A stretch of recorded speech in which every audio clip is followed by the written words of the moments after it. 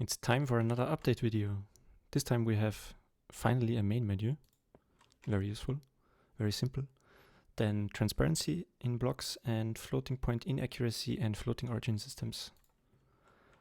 Yes, transparency is now working fine, so we can finally have water blocks also in the world gen.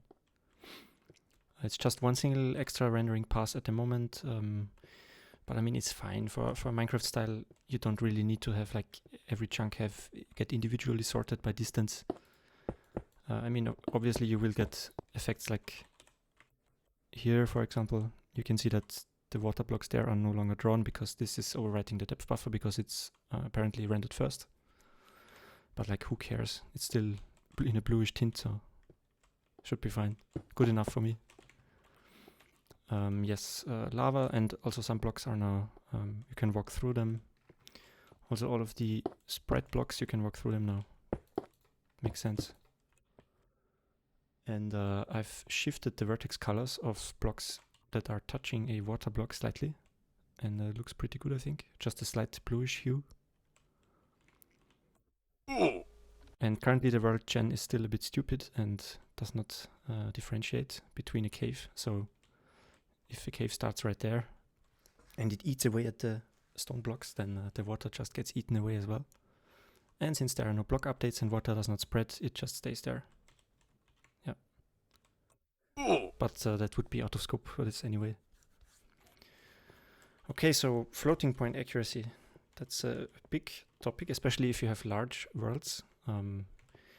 Walking around the origin here, it's pretty normal to not have any weird glitches, especially with movement physics and ray traces and such. But let's say if we move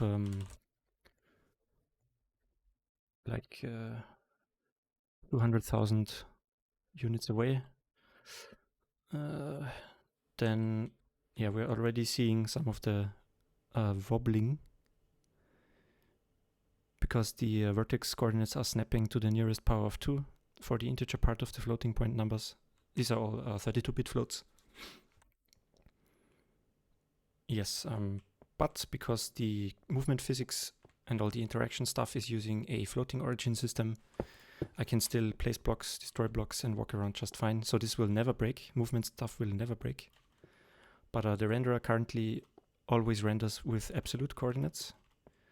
And so it will break. And if we go even further, then it will break spectacularly.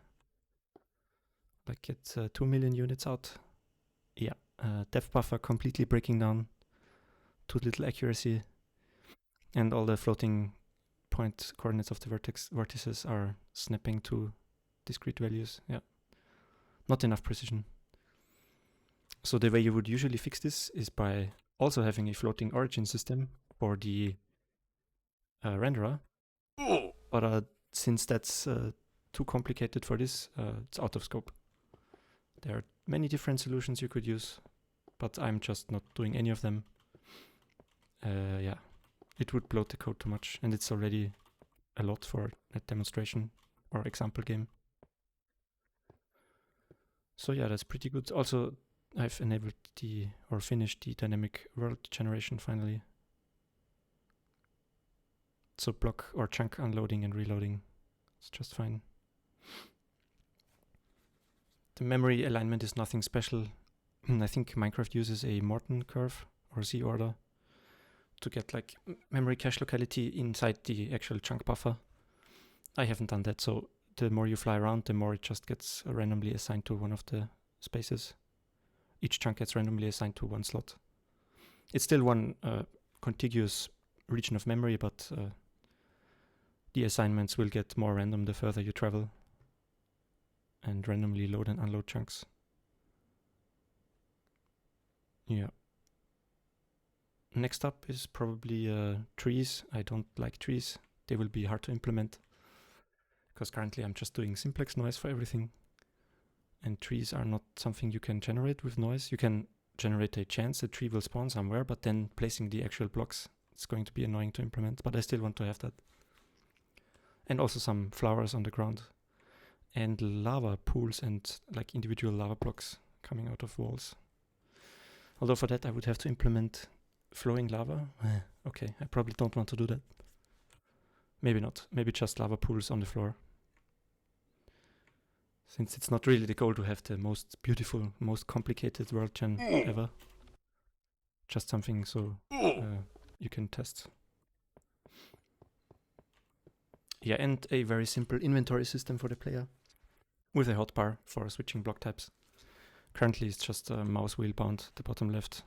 Not very user-friendly. Yeah, and also worker priority for chunk rebuilding, because I think Minecraft does it currently in a way that the chunks are regenerated. The chunks you actively change via breaking or placing a block are regenerated on the main thread, such that you are guaranteed to not have any holes in the world while the mesh is regenerating. But obviously that's stupid. Why would you do that on the main thread? If you just have a system where you group the chunk updates together and then guarantee that all of them are finished at the same time and swapped out at the same time, then you will not have any holes in the world. So I'll just implement that, and then the chunk renderer is finished. Besides the occlusion frustum culling for the camera, yes, I still have to do that. Yeah, so still quite a few things to do, but not that much actually. And looking pretty good.